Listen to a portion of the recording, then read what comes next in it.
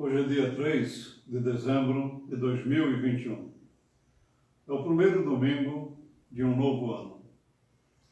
O que você espera?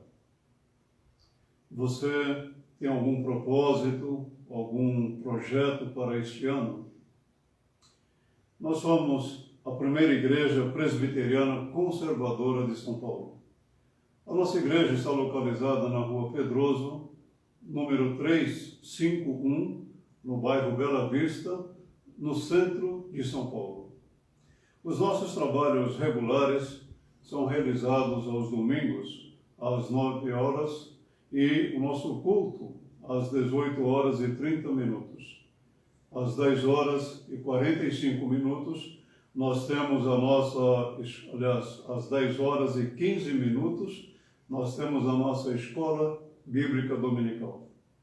Momento em que nós estudamos a palavra de Deus, doutrinas, temas éticos, temas que abordam lutas e batalhas em nossa vida. E nós teremos imenso prazer em receber você, sua família, aqui conosco em nossos trabalhos dominicais. Vamos orar a Deus nesse instante. Ó Deus e Pai, toda glória seja dada a Ti. Toda honra seja dada unicamente ao Senhor. Agradecemos, ó Deus e Pai, pelo ano que nós findamos. Um ano onde nós tivemos muitas experiências, onde tivemos que deixar muitas coisas que estávamos tão acostumados de lado. Precisamos adquirir novos hábitos para o nosso próprio bem, mas também deixamos de ter oportunidades de convívio familiares com amigos. Mas em tudo isto, o Senhor nos tem abençoado. A Tua graça tem estado presente em nossa vida e de nada nós tivemos falta. Sabemos que o Senhor, pelo Teu Santo Espírito, consolou corações pela perda de entes queridos, por aqueles que passam momentos difíceis em sua vida, seja na saúde, seja na área econômica, na vida emocional, na vida espiritual, na vida profissional. Sabemos que o Senhor tem estado com cada um. E nós te louvamos, ó Pai, porque nós temos a alegria de começar um novo ano e adorando ao Senhor, embora não ainda presencialmente, mas estamos juntos em um só coração, um só espírito, adorando ao Senhor. Oramos em favor da nossa pátria. O Senhor que é soberano, o Senhor que tem poder para realizar toda a Tua vontade santa e bendita. Que o Senhor manifeste a esta nação que o Senhor é o único e verdadeiro Deus, aquele que reina eternamente, aquele que tem poder de levantar reis e tirá-los do trono. Aquele que tem todo o poder para realizar a vontade de uma maneira tão maravilhosa, tão extraordinária. Olha pela Tua igreja espalhada em nosso país, por aqueles Teus filhos que amam verdadeiramente ao Senhor e têm temor ao Senhor, que amam verdadeiramente a Tua palavra, obedecem à Tua verdade e se esforçam continuamente para caminhar firmemente na verdade do Senhor. Olha também pela igreja perseguida, pelos nossos irmãos que não têm esta mesma liberdade que temos, de adorar ao Senhor, de bendizer ao Senhor, presencialmente ou até mesmo virtualmente. Que a Tua igreja, Deus e Pai, permaneça fiel ao Senhor, fiel à Tua palavra. E agora, Pai, quando nós estaremos falando da Tua palavra, expondo a Tua palavra, que o teu Santo Espírito nos dê iluminação, entendimento, compreensão e discernimento da tua verdade. E que nós também venhamos não apenas a ouvir a tua palavra, mas a colocá-la em prática em nosso viver. Nós oramos a ti, Senhor, no nome santo e bendito do teu Filho Jesus, o nosso Senhor e Salvador. Amém. O profeta, aliás, o apóstolo Paulo, escrevendo na primeira epístola dele aos Coríntios, capítulo 15, nos versos 57 e 58, ele diz assim: mas, graças a Deus que nos dá a vitória por meio de nosso Senhor Jesus Cristo. Portanto, meus amados irmãos, mantenham-se firmes e que nada os abale. Sejam sempre dedicados à obra do Senhor, pois vocês sabem que, no Senhor, o trabalho de vocês não será inútil. Será que a nossa vida, ela está realmente ao léu? Será que as coisas acontecem em nossa vida porque realmente precisam acontecer? Não. As coisas acontecem em nossa vida porque Deus tem um plano para cada um de nós. E o poeta sacro, ele trouxe-nos esta verdade de uma forma tão maravilhosa no hino chamado Direção Divina. É o número 163 do Inário Novo Cântico. E ele cantou assim a direção de Deus em nossa vida.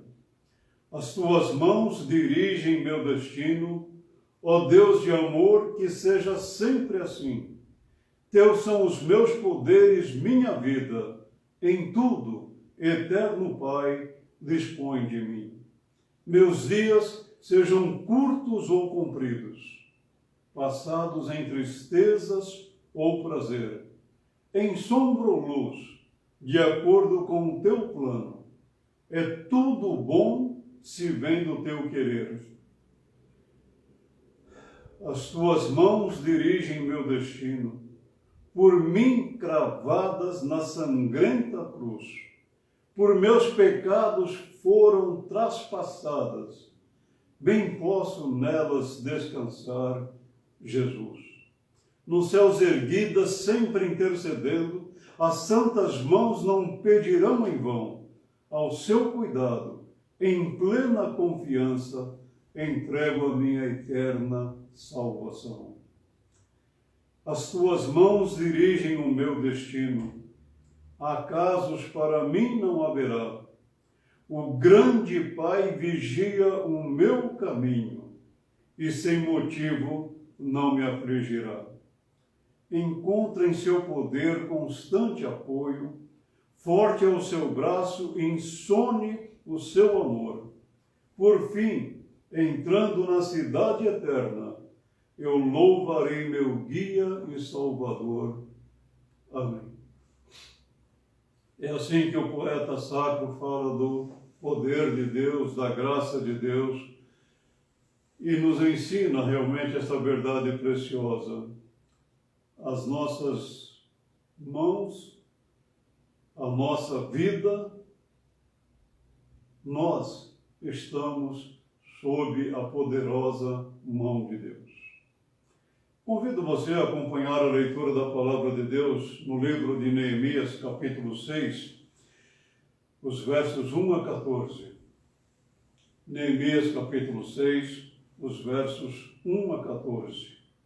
Quando Sanbalate, Tobias e Gesem, o árabe, e o restante de nossos inimigos souberam que eu havia reconstruído o muro e que não havia ficado nenhuma brecha, embora até então eu ainda não tivesse colocado as portas nos seus lugares, Sanbalate e Gesem mandaram-me a seguinte mensagem: venha, vamos nos encontrar num dos povoados da planície de Ono. Eles, contudo, estavam tramando fazer-me mal. Por isso enviei-lhes mensageiros com esta resposta: estou executando um grande projeto e não posso descer. Por que parar a obra para ir encontrar-me com vocês? Eles mandaram-me 4 vezes a mesma mensagem e todas as vezes lhes dei a mesma resposta. Então, na 5ª vez, Sambalate mandou-me um dos seus homens de confiança com a mesma mensagem. E ele tinha na mão uma carta aberta em que estava escrito: dizem entre as nações, e Gesem diz que é verdade, que você e os judeus estão tramando uma revolta e que, por isso, estão reconstruindo o muro. Além disso, conforme dizem, você está na iminência de se tornar o rei deles. E até nomeou profetas para fazerem em Jerusalém a seguinte proclamação a seu respeito: há um rei em Judá. Ora, essa informação será levada ao rei, por isso vamos conversar. Eu lhe mandei esta resposta: nada do que você diz está acontecendo. É pura invenção sua. Estavam todos tentando intimidar-nos, pensando: eles serão enfraquecidos e não concluirão a obra. Eu, porém, orei pedindo: fortalece agora as minhas mãos. Um dia fui à casa de Semaías, filho de Delaías, neto de Meetabel, que estava trancado portas adentro. Ele me disse: vamos encontrar-nos na casa de Deus, no templo, a portas fechadas, pois estão querendo matá-lo, e eles virão esta noite. Todavia, eu lhe respondi: acha que um homem como eu deveria fugir? Alguém como eu deveria entrar no templo para salvar a vida? Não, eu não irei. Percebi que Deus não o tinha enviado e que ele tinha profetizado contra mim, porque Tobias e Sambalate o tinham contratado. Ele tinha sido pago para me intimidar, a fim de que eu cometesse um pecado, agindo daquela maneira. E então eles poderiam difamar-me e desacreditar-me. Lembra-te do que fizeram Tobias e Sambalate, meu Deus. Lembra-te também da profetisa Noadia e do restante dos profetas que estão tentando me intimidar. Perguntei no começo o seguinte: o que você espera desse novo ano? Você tem algum projeto para este ano? Talvez você tenha até mesmo pensado em fazer muitas coisas. Talvez muitas dessas coisas nem sequer cheguem a ser iniciadas. Talvez algumas que você nem pensou começam a ser executadas. Mas o grande dilema nosso é o seguinte: nós temos de fato algum projeto? Neemias, ele está envolvido em um grande compromisso, um grande projeto. E Neemias nos ensina algumas lições maravilhosas e extraordinárias. O que é que ele tinha a ver com a cidade de Jerusalém? Ele trabalhava na corte persa. Ele tinha acesso à presença do rei. Ele estava muito bem onde ele estava. Mas o problema, para muitos, mas não para Neemias, é que, embora ele nem sequer conhecesse Jerusalém, pois provavelmente ele nasceu durante o cativeiro babilônico, Jerusalém estava no coração de Neemias. E ali ele tem projetos. Neemias tem algumas atitudes interessantes. Por exemplo, ele saiu da sua zona de conforto. Ele viajou para Jerusalém. e ele foi realizar um projeto que Deus havia colocado no seu coração. Todavia, isso significa que haveria problemas para Neemias. E nós veremos aqui realmente problemas que Neemias passou e enfrentou. Mas a questão é a seguinte: se você tem um grande projeto em sua vida, você se desanima, você entrega diante das adversidades, diante das investidas dos inimigos, você sai da sua zona de conforto para fazer a obra que Deus chamou você? Quando Jerusalém foi destruída, a queda de Jerusalém não foi repentina. Ela, na verdade, demorou um pouco para cair. O exército babilônico demorou para destruir a cidade, derrubar o templo, pôr fogo nos palácios e derrubar o muro. Talvez cerca de 2 anos, pouco mais, talvez um pouco menos. Então, no 9º ano do reinado de Zedequias, no 10º dia do 10º mês, Nabucodonosor, rei da Babilônia, marchou contra Jerusalém com todo o seu exército. Ele acampou em frente da cidade e construiu rampas de ataque ao redor dela. A cidade foi mantida sob cerco até o 11º ano do reinado de Zedequias.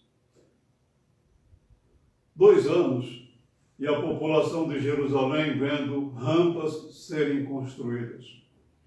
O exército babilônico cercando a cidade.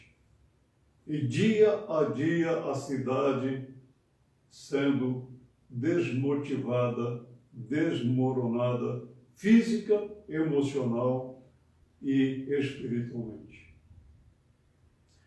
A cidade ela foi destruída. Os babilônios incendiaram o templo de Deus, derrubaram o muro de Jerusalém, queimaram todos os palácios e destruíram todos os utensílios de valor que havia neles.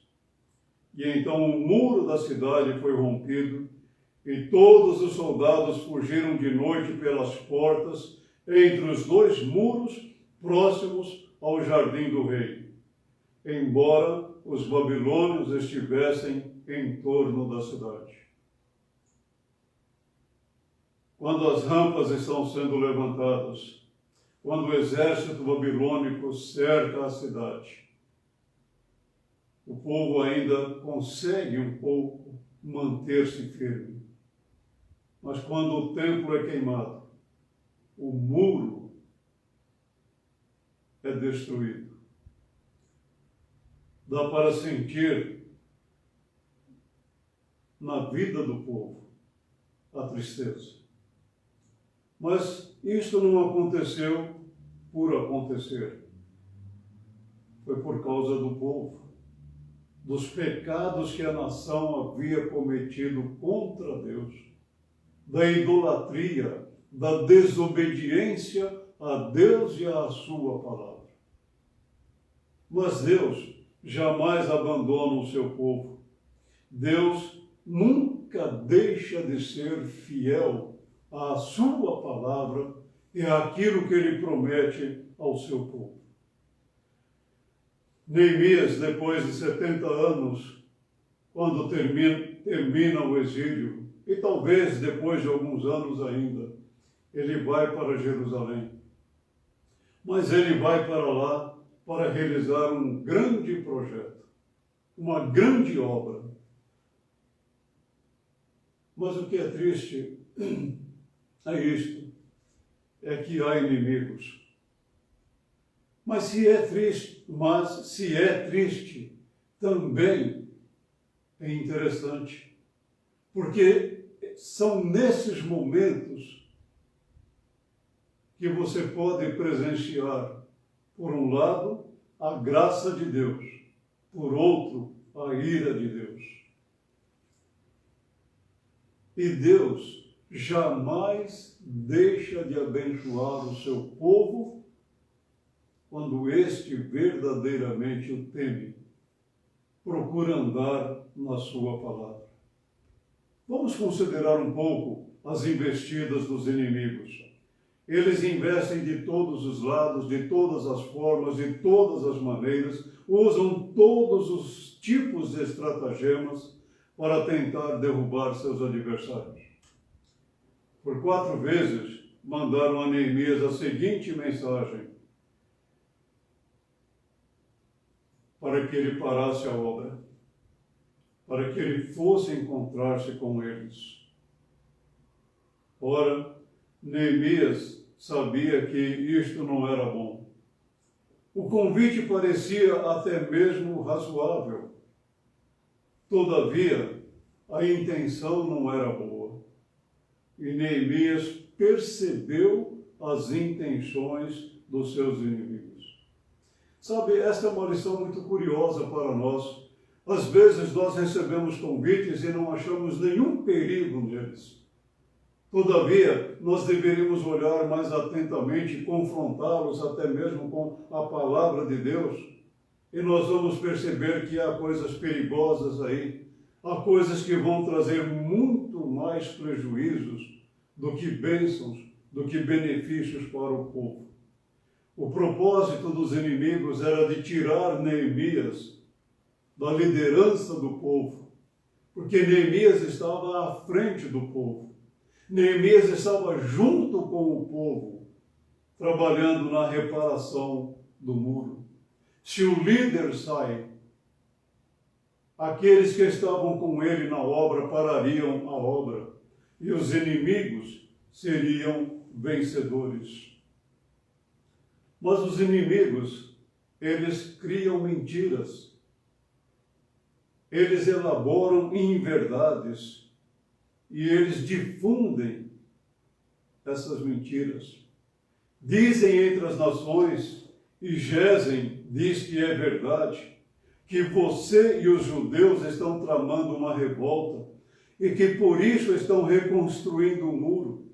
Além disso, conforme dizem, você está na iminência de se tornar o rei deles, e até nomeou profetas para fazerem em Jerusalém a seguinte proclamação a seu respeito: há um rei em Judá.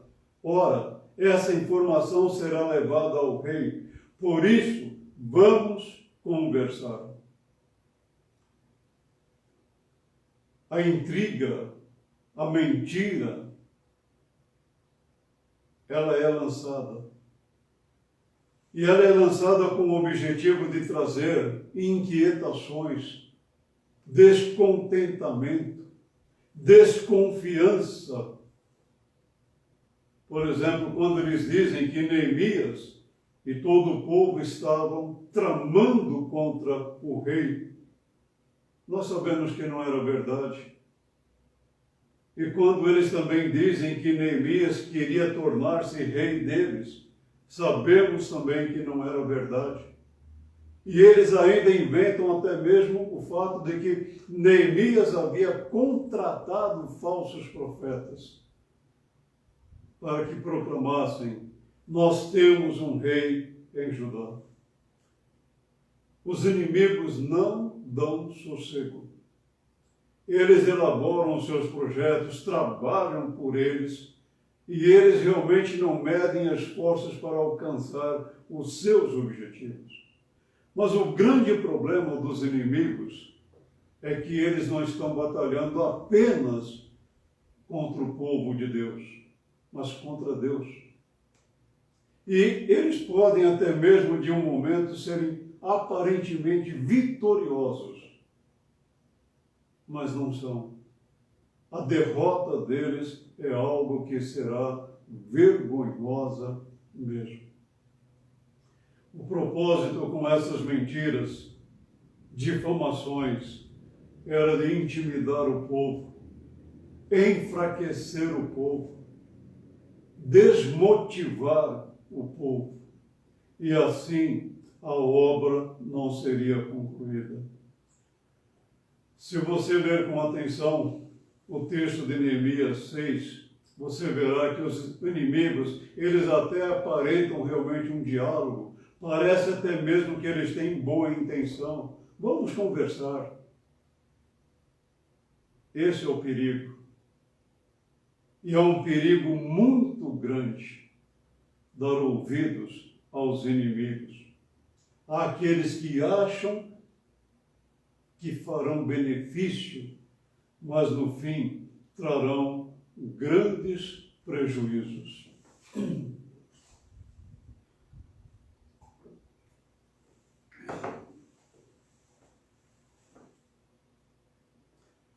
Mas as investidas dos inimigos são ousadas. Um dia fui à casa de Semaías, filho de Delaías, neto de Meetabel, que estava trancado portas adentro. Ele disse: vamos encontrar-nos na casa de Deus, no templo, as portas fechadas, pois estão querendo matá-lo. Eles virão esta noite. Todavia eu lhe respondi: acha que um homem como eu deveria fugir? Alguém como eu deveria entrar no templo para salvar a vida? Não, eu não irei. Sabe, Neemias nunca poderia entrar no templo, naquele lugar ali. Seria uma ofensa a Deus. Ele não era sacerdote. Ele não poderia entrar onde Semaías disse para ele entrar. Eu acho interessante essa postura de Neemias, porque ele diz assim: você acha que eu vou recorrer a um lugar que Deus diz para uma pessoa como eu não entrar, um lugar somente para sacerdotes, para salvar a minha vida? Não, vocês estão errados, vocês estão equivocados. E é interessante que Semaías sabia dos projetos dos inimigos, de Sanbalat, de Gesem. É interessante isto. Aquela Semaías parece até que está querendo preservar Neemias. E, no entanto, ele estava querendo levá-lo a uma armadilha. E aí eles teriam do que acusar realmente Neemias. Ele teria profanado o templo. E Semaías ainda usa um artifício. Os seus inimigos querem matar você, Neemias. E eles não entrarão aqui no templo. Aqui você estará protegido. Mas Neemias era um homem que temia a Deus. Era um homem que amava a Deus. Ele conhecia a palavra de Deus. E é por isso que ele diz: você acha que um homem como eu fugiria? Não, eu não vou fugir disto. Mas os inimigos não têm caráter. Sanbalat, Tobias subornaram Semaías a fim de que cometesse um pecado. Aliás, subornaram. Semaías foi subornado por Tobias e Sanbalat para que ele profetizasse contra Neemias, a fim de que cometesse um pecado agindo daquela maneira, e então eles poderiam difamar-me e desacreditar-me. A postura de Neemias é muito interessante para todos nós. O perigo existe, mas o perigo maior é o de você agir contra a palavra de Deus, de dar ouvidos àquelas pessoas que, na verdade, não querem fazer o bem e querem prejudicar de todas as formas aquelas pessoas que estão envolvidas em grandes projetos. Se Neemias entra no templo, ele estaria acabado. O povo estaria sem um líder. O muro não seria concluído. E Jerusalém não seria reerguida. Mas nós temos de uma maneira maravilhosa o que um homem de Deus, um servo, uma serva de Deus faz quando está comprometida com o reino de Deus.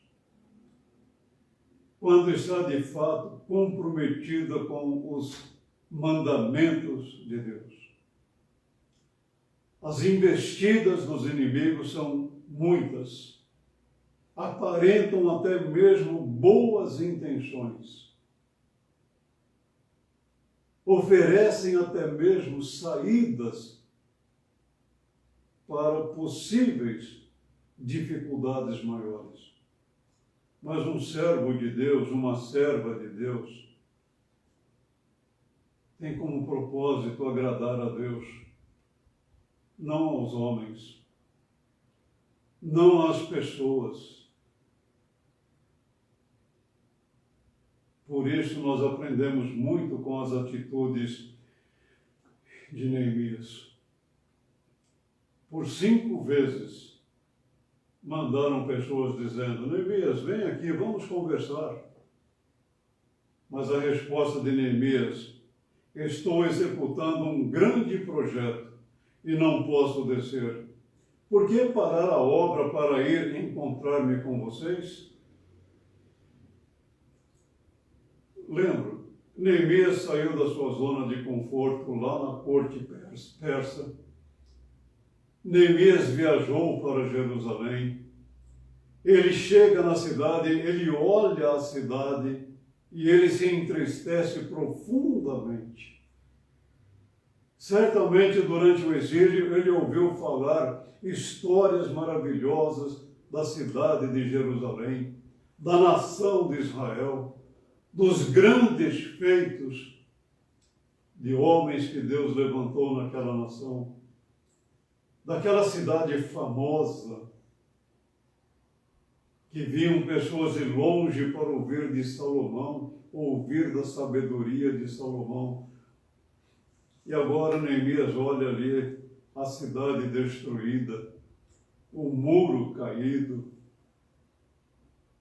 mas ele tinha um grande projeto, a restauração do muro. E é por isso que ele diz: eu estou executando um grande projeto. Eu não posso descer. Eu não vou descer. Por que eu vou parar isto para me encontrar com vocês? Uma das táticas dos inimigos é exatamente esta: é tentar tirar você do seu trabalho. É tentar deslocar você do seu foco. Porque fazendo isso ele consegue os seus objetivos. Mas se você de fato estiver focado na obra de Deus, no reino de Deus, ninguém vai tirar você do seu posto. Porque Deus colocou você ali para fazer a obra. Neemias, além de ser um homem assim, firmado, sabendo o que Deus queria dele, ele também era um homem de oração. Esta, pessoalmente, é uma das lições mais maravilhosas que eu vejo na vida de Neemias. Neemias não saía fazendo as coisas afoitamente. Ele não expressava suas opiniões imediatamente. Ele era um homem de oração. Ele era um homem que buscava a direção de Deus para fazer as coisas. Por exemplo, quando Anani chega de Jerusalém e informa sobre o estado de Jerusalém, nós lemos assim: quando ouvi essas coisas, sentei-me e chorei. Passei dias lamentando-me, jejuando e orando ao Deus dos céus. Você já passou momentos difíceis na sua vida? Certamente que no ano de 2020 você teve muitos momentos difíceis. Você orou por esses momentos? Você colocou essas situações diante de Deus? Você jejuou para que Deus lhe concedesse uma orientação? Você orou a Deus realmente, verdadeiramente? Mas depois de algum tempo, Neemias está na presença do rei. E nós temos este diálogo. O que você gostaria de pedir? Então orei ao Deus dos céus e respondi ao rei. Se for do agrado do rei, e se o seu servo puder contar com sua benevolência, que ele me deixe ir à casa onde meus pais estão enterrados, em Judá, para que eu possa reconstruí-la. Neemias nunca havia estado triste na presença do rei. Mas a situação de Jerusalém era algo assim tão deprimente para este servo, que ele estava triste. E então, naquele momento ali, depois de 4 meses orando, para que Deus lhe concedesse uma oportunidade de falar ao rei, Deus lhe a concede. Mas antes de falar qualquer coisa ao rei, olha o que Neemias fez. Então orei ao Deus dos céus. É bem provável que ele não tenha saído do lugar. Ele orou ali mesmo, mentalmente, é bem provável. Mas o interessante é que ele buscou a Deus. Ele já não foi dizendo imediatamente ao rei, olha, eu quero ir para Jerusalém. Não. E ele também não pede diretamente ao rei. Primeiro ele fala da benevolência do rei. Mas ele sabe que Deus estava agindo ali, que Deus estava intervindo ali. Mas há uma outra ocasião, quando ele e o povo estavam enfrentando uma oposição dos inimigos, Sanbalat, Gesem, Tobias e outras pessoas, sendo alvo de zombaria deles, Neemias não sai para combatê-los. Neemias ora a Deus. Tobias, o amonita que estava ao seu lado, completou, pois que construam, basta que uma raposa suba lá, para que esse muro de pedras desabe. Ouve-nos, ó Deus, pois estamos sendo desprezados. Faze cair sobre eles a zombaria, e sejam eles levados prisioneiros como despojo para outra terra. Não perdoes os seus pecados, nem apagues as suas maldades, pois provocaram a tua ira diante dos construtores. Olha que coisa interessante.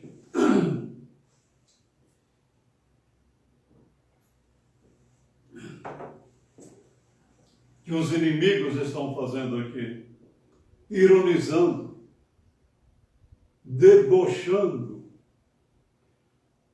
Aquele povo estava se esforçando para reparar o muro, e os inimigos zombam dizendo assim, deixe-os fazer. Se uma raposa abanar o rabo, o muro cairá. O que eles estavam dizendo é mais ou menos assim, todo o esforço deles é inútil. O que Neemias faz? Ouve-nos, ó Deus, pois estamos sendo desprezados. Quando alguém zomba de você, quando alguém ironiza você, debocha de você, você ora a Deus, você clama a Deus, ou você já revida.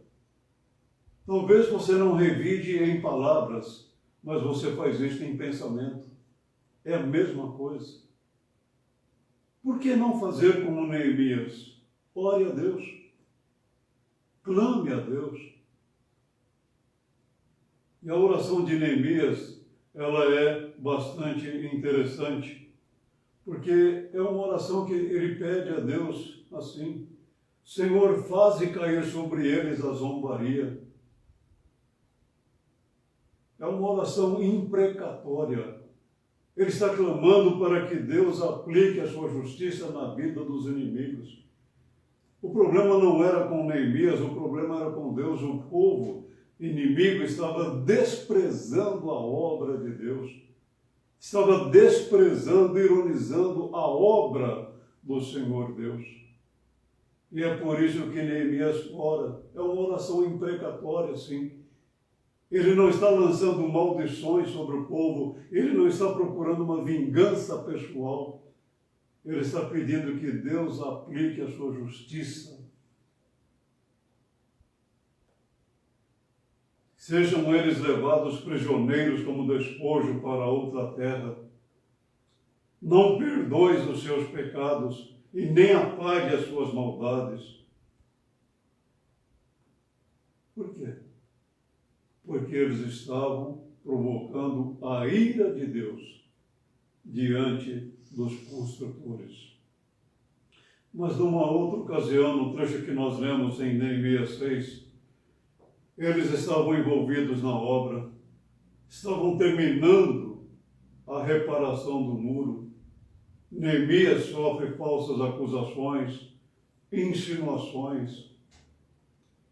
Neemias não vai para o povo, para os seus inimigos e diz assim: olha, vocês não viram o que nós estamos fazendo?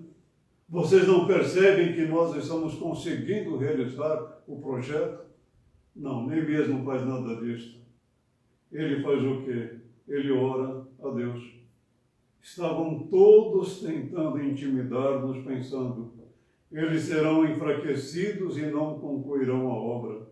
Eu, porém, orei pedindo: fortalece agora as minhas mãos. Esta foi a oração de Neemias. Fortalece agora as minhas mãos.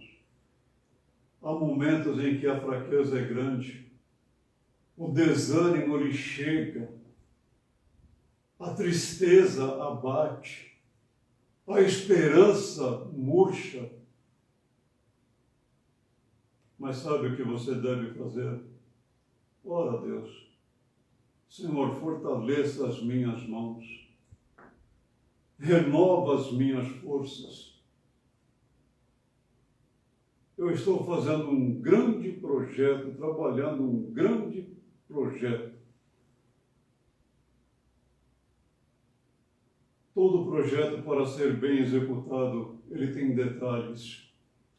E os detalhes não são coisas superficiais. Na verdade, os detalhes, eles são como que aqueles pilares que vão dando sustentação para que a obra seja bem firme, para que a obra seja realmente forte. Neemias pede a Deus: Senhor, fortaleça as minhas mãos.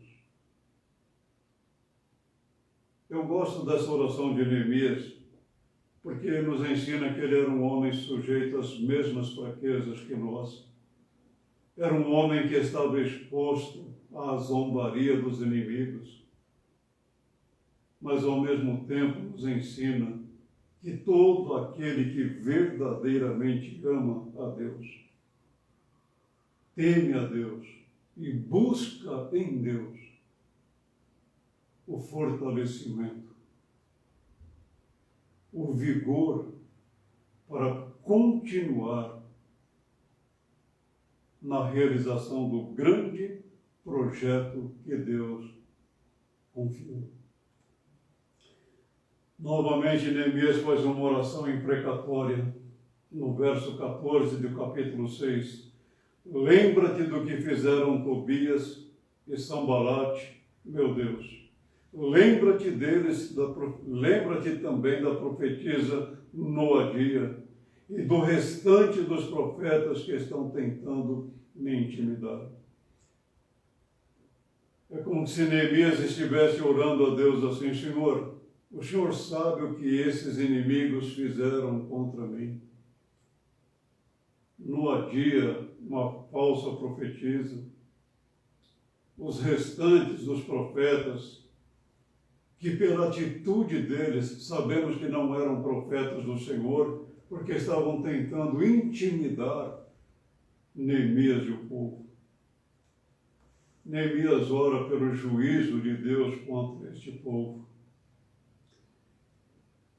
Mas Neemias não apenas era um homem determinado, não apenas era um homem de oração, ele era também um homem que desfrutava da comunhão com Deus, da meditação na palavra de Deus, da leitura da palavra de Deus. Percebi que Deus não o tinha enviado e que ele tinha profetizado contra mim, porque Tobias e Sanbalate o tinham contratado. Como é que Neemias percebeu que Semaías não era um profeta verdadeiro do Senhor?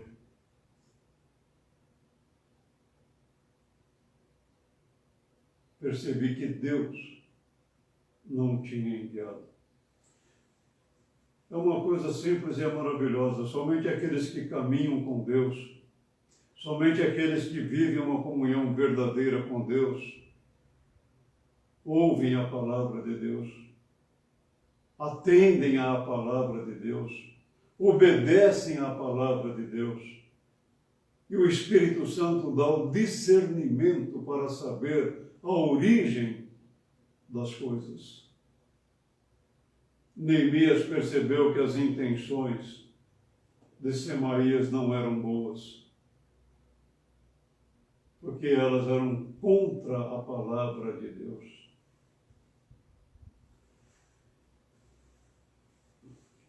Neemias era um homem de fé, perseverante,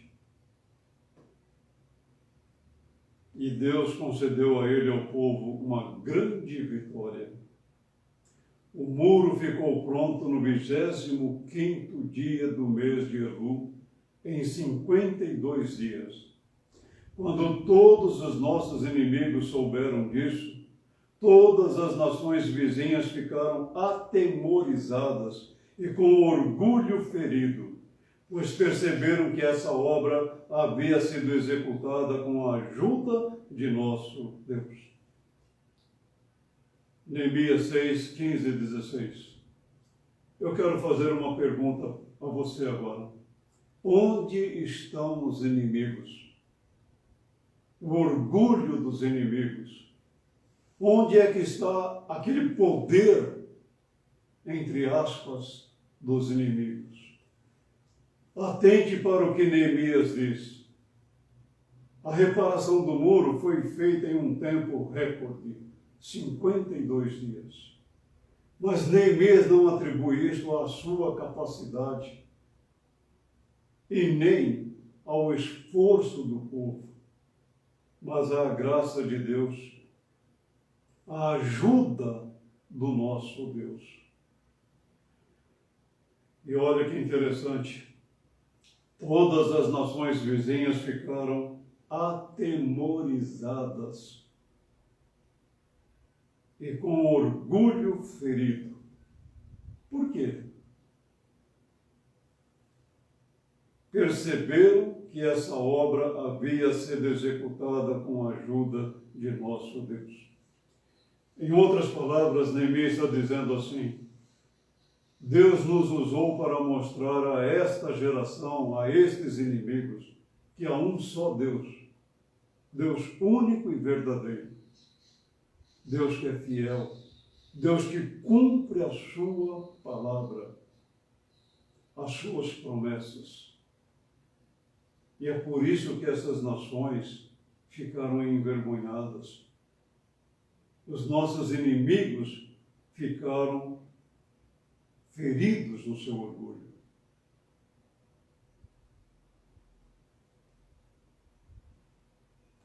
Há muitas coisas que tentam desviar você do projeto que Deus confiou a você. Inimigos podem se levantar de todos os lados, mesmo aqueles que aparentam ser amigos. Às vezes são os grandes inimigos. Você pode enfrentar insinuações e insinuações maldosas, intimidações, mas se você estiver comprometido com Deus, com o reino do Senhor, com a palavra do Senhor, você será vitorioso.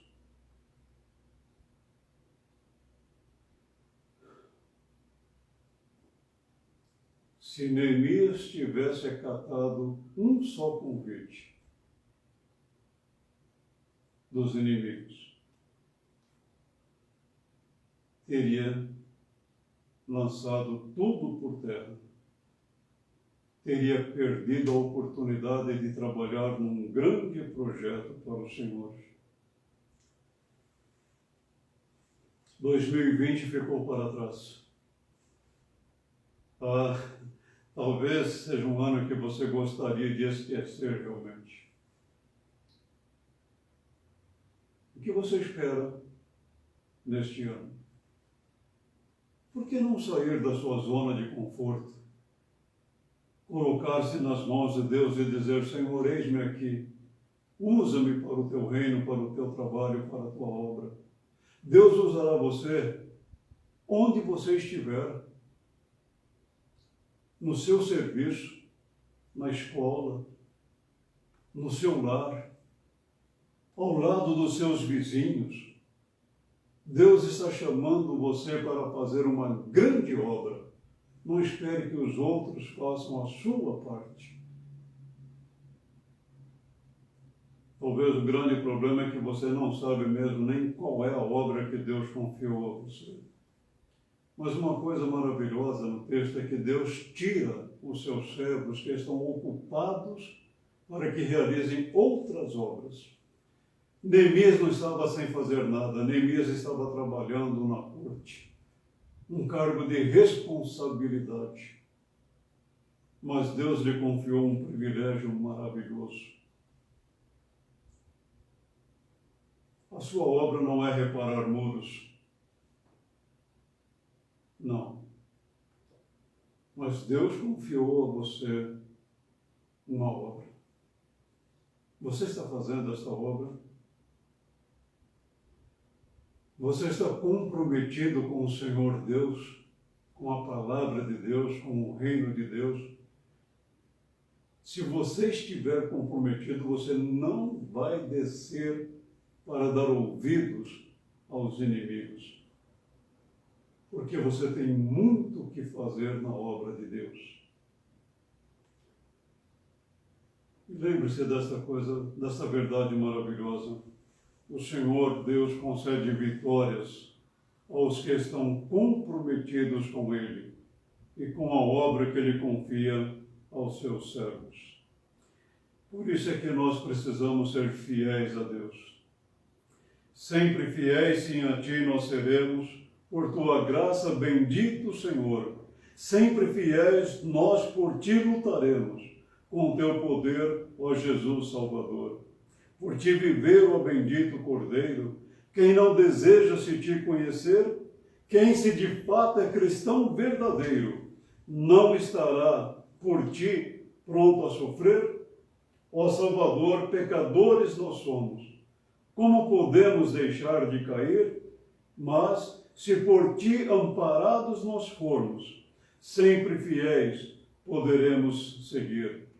Nós te louvamos, pois tu que venceste, sempre em triunfo nos pode levar.